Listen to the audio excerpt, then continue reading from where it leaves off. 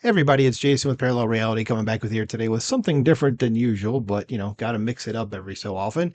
And it's from Outkick. It is dated December 28th, and it says MLB Hall of Fame voters slammed for not knowing rules, changing votes from year to year.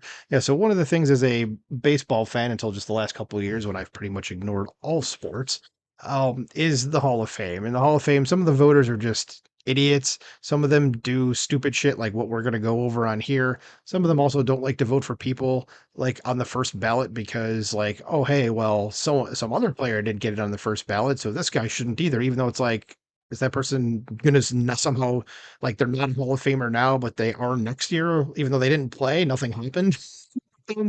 Okay, so let's just go through it because this is kind of stupid. It says a Major League Baseball Hall of Fame voter is getting rocked across social media for voting for some players last year, but not those same players this year. He did so while seemingly not even being aware of the rules. So I love that too, where it's like you could vote for them last year, but not this year, and it's like, well, did these guys play? Did they their stats go like down or something, or like what happened? Like, are they somehow not Hall of Fame worthy? Like, hello? And that's again a huge annoyance of mine with some of these Hall of Fame voters. Says as a member of the Baseball Writers Association of America, Marcos Breton of the Sacramento Bee and McClatchy newspapers has been voting for MLB Hall of Famers for years now. He last covered the sport full time in 2017, but per the rules is still allowed to vote. Yeah, I don't think people that are not essentially not covering it full time should be allowed to vote, but whatever. So who did he vote for this year? He said it was just Carlos Beltran and Adrian Beltre, who, if I had a vote, and I don't, I would probably do that, but you're only allowed to vote for a maximum of 10. So I'd have to check out everybody else on this list, which I'm not necessarily going to go ahead and do right now. Um, but yeah, but those are two guys that I, especially Adrian Beltre over Beltran, I would vote for first. But anyway, it says Breton didn't include players he voted for last year, and says after tweeting his completed ballot on Wednesday, Breton was asked by fans why he voted for Alex Rodriguez and Manny Ramirez last year, but not this year. And both of those guys absolutely should be in the Hall of Fame. Like, this shouldn't even be a question. But there's still the whole steroid thing that's been pounding them, and the PEDs, I should say, but just put them in the damn Hall of Fame. I mean, Christ, they were easily two of the best players of their generation, and to not have them in the Hall of Fame makes the Hall of Fame weaker.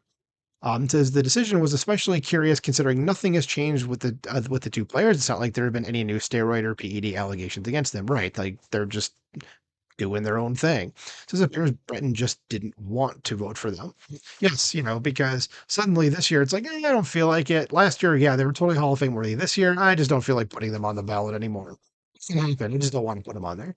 So one fan tweeted at him and says either a player is worthy of the Hall of Fame or he isn't. That's the way I look at it. Is deciding not to vote for someone this year because they will still be on the ballot next year should result in you losing your voting rights, which I don't have a problem with. And then the guy comes back like a total asshole and he says, so life is black and white to you. That must make things simple. Alas, I don't see the world that way. And it's like, that doesn't quite address the issue, but okay. It says, could I have voted for more? Sure. Some of the people I can vote for will still be on the ballot next year. And the article says, say what? And so the guy was just a total dick. And he says the logic in Breton's response is stunning. It's not even logic. It says it's stunning in response. Its response is stunning and epitomizes everything that is wrong with some of these voters that make it all about themselves rather than the players. That's correct. It says for some writers, this is their moment to shine and flex their holier than thou personas. Sometimes they're as arrogant as the players they ridicule in their columns.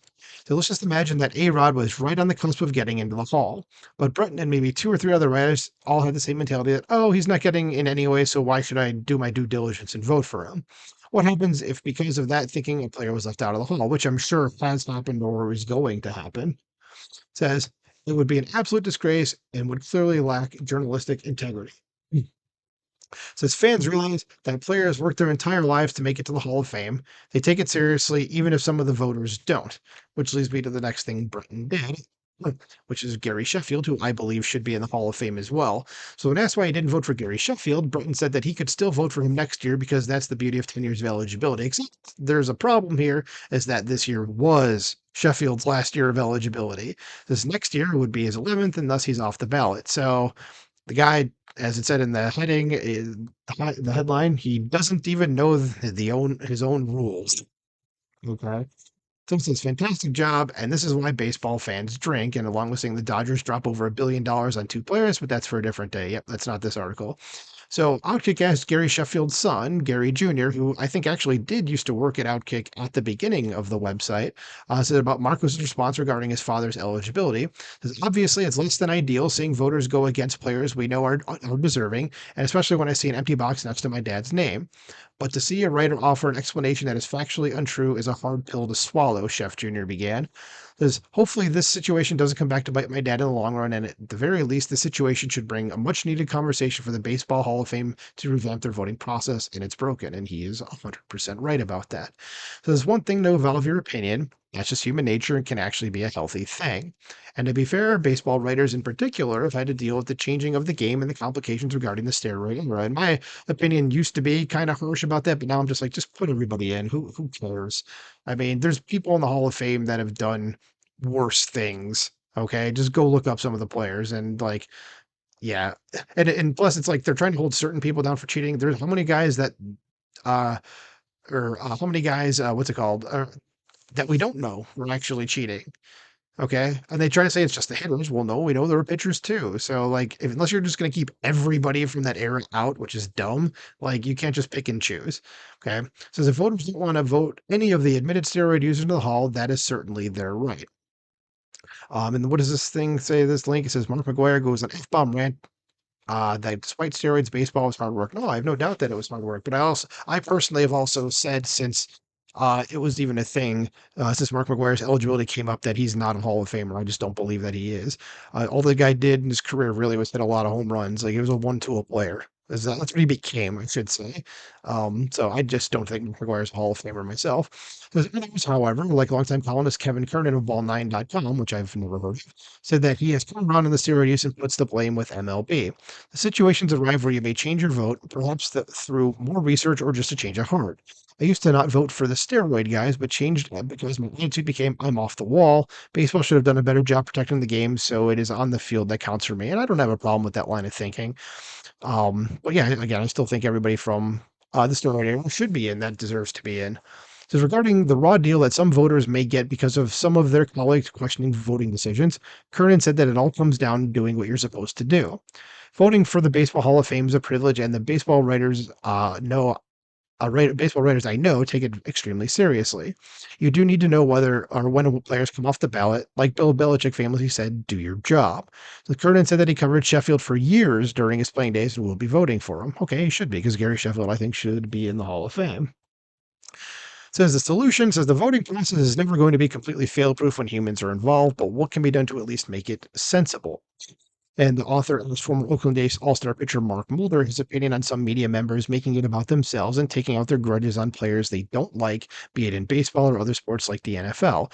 It says football dealt with their own voting drama when Associated Press writer Hub Arkush refused to vote for Aaron Rodgers for MVP, and I remember that because of his Chinese virus of unknown origin vaccine status. Says Arkush has since been dismissed from future voting. Yeah, that's something that you do. You say, okay, well, that's a stupid stance to take, and you shouldn't have a vote. As simple as that.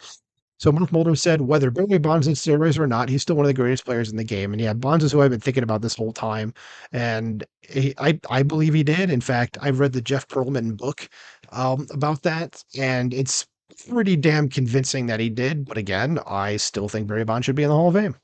It says it's like the media makes people out to be the worst. Other guys that maybe did steroids, we love him, but he was really nice to us. But this guy, he was a dick to us, so we don't like him because they just pick and choose who they want to leave out. Mulder continued. And it says it's like, okay, so now in order for us to be really considered for the Hall of Fame, I not only have to have a great career, but I also have to really not say something that offends anyone, says Mulder. You can't believe in something, and if you believe in something that someone else doesn't, the response is, well, we don't like him anymore. And that's again a stupid thing. The career should be on the field. Like, do the measurements do or what they did measure up to getting into the place with the greatest players of all time? Simple as that. Says Mulder, like some others, have recommended that more former players are involved in the voting process because they are the ones that actually played against the greats. I don't have a problem with that either. Make it all former players. Say maybe with the hall, like you're eligible 5 years after you retire, and say maybe you get to vote for the hall like 5 years after you officially retire. Because why the hell not? It's already frustrating enough being a sports fan, but they have prestigious Hall of Fame being used as leverage by some writers for reasons that don't really make sense is understandably frustrating to many. I don't see how it's productive that every year when voting comes around, some writers themselves mock how fans are going to react as if it's some sort of joke. It should be a privilege and an honor to be able to vote on some of baseball's best to be enshrined in Cooperstown. And what's this link here? Entre, oh yeah, it says maybe some writers need to be reminded of that. And that is true. There's actually no comments in there. I'm kind of surprised.